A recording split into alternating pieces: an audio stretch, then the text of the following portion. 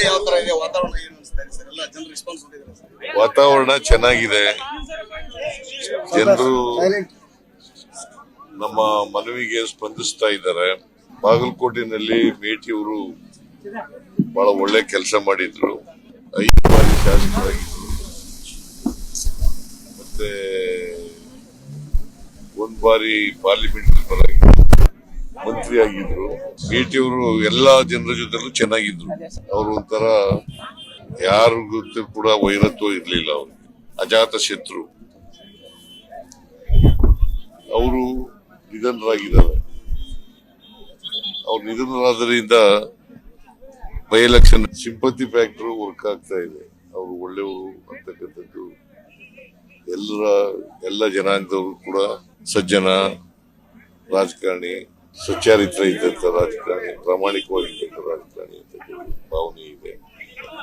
ಅದರಿಂದ ಅವ್ರ ಮಗನಿಗೆ ನಾವು ಟಿಕೆಟ್ ಕೊಟ್ಟಿರೋದ್ರಿಂದ ಅವ್ರ ಮಗ 100ಕ್ಕೆ 100 ಗೆಲ್ತಾರೆ ಅಂತಕ್ಕಂಥ ವಿಶ್ವಾಸ ನಮಗಿದೆ. ನಿನ್ನೆಯಿಂದ ಪ್ರಚಾರ ಮಾಡ್ತಾ ಇದ್ದೀನಿ. ಸೊ ಎಲ್ಲ ಕಡೆ ಜನರ ಪ್ರೀತಿ ವಿಶ್ವಾಸ ವ್ಯಕ್ತ ಆಗ್ತಾ ಇದೆ. ನಾವು ಗೆದ್ದೇ ಗೆಲ್ತೀವಿ. ಸರ್, ಈಗ ತಮಗೆ ಸಾಕಷ್ಟು ಲಾಯಲ್ ಆಗಿ ಆ ಒಂದು ವಿಚಾರದಲ್ಲಿ ಆಗಿರ್ಬೋದು, ಕಾಂಗ್ರೆಸ್ ಪಕ್ಷ ಗೆಲ್ಲುವ ವಿಚಾರದಿಂದ ತಾವು 5 ದಿನ ಇಲ್ಲಿ ಪ್ರಚಾರ ಮಾಡ್ತೀವಿ. ಆದ್ರೆ ಬಿಜೆಪಿ ಏನ್ ಹೇಳ್ತಾ ಇದಾರೆ, ಸೋಲು ಭಯದಿಂದ ಸಿದ್ದರಾಮಯ್ಯವರು ಇಲ್ಲಿ 5 ದಿನ ನಿಮ್ಮದೇ ಚುನಾವಣೆ ಇದ್ದಾಗ 1 ದಿನ ಮಾಡಿದ್ರಿ, ಆದ್ರೆ ಇಲ್ಲಿ 5 ದಿನ ಮಾಡಕತ್ತೀರಿ ಅನ್ನುವಂತ. ಬಾದಾಮಿನಲ್ಲಿ ಇಡೀ ರಾಜ್ಯದ ಜನರಲ್ ಎಲೆಕ್ಷನ್ ಅವ್ರಿಗೆ ಸೋಲ್ತೀವಿ ಅನ್ನೋ ಭಯದಿಂದ ಈ ತರ ಎಲ್ಲ ಮಾತಾಡ್ತಾ ಇದ್ದಾರೆ.